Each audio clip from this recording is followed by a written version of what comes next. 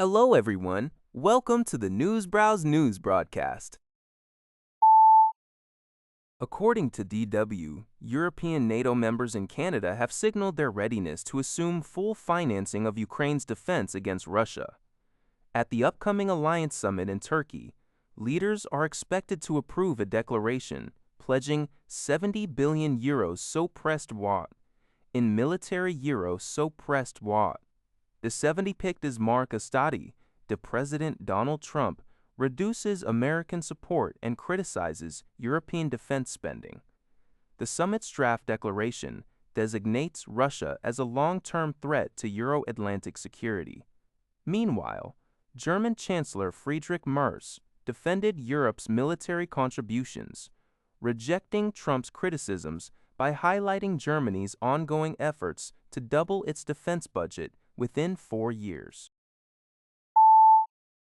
According to Al Jazeera, Yemen's Iran-backed Houthi rebels have threatened to launch comprehensive attacks against Saudi Arabia's airports, ports, and vital infrastructure. The warning follows an alleged airspace intrusion on Friday, in which the Houthis claim to have confronted Saudi warplanes.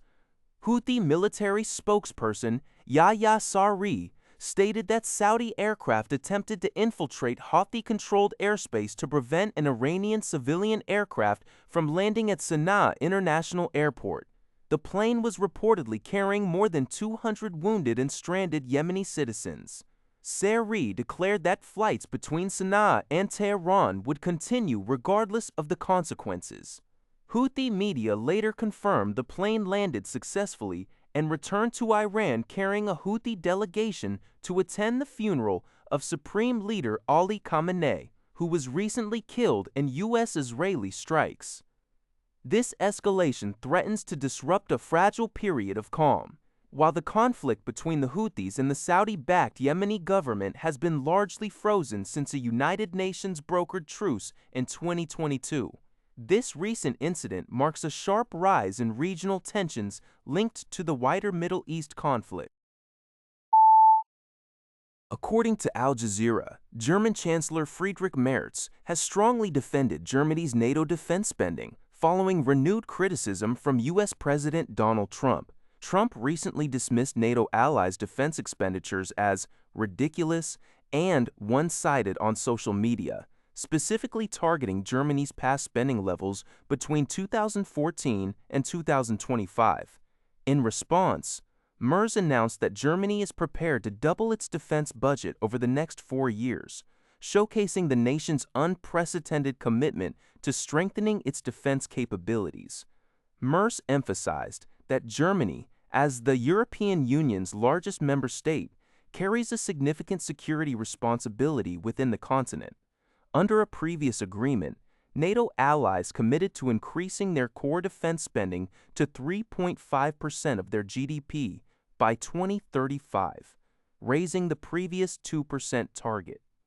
Merz proudly stated that Germany is ahead of schedule to meet this obligation, expecting to hit the 3.5% benchmark as early as 2029. This defense spending dispute occurs amid broader geopolitical strains between the U.S. and Europe, including disagreements over the U.S.-led war in Iran.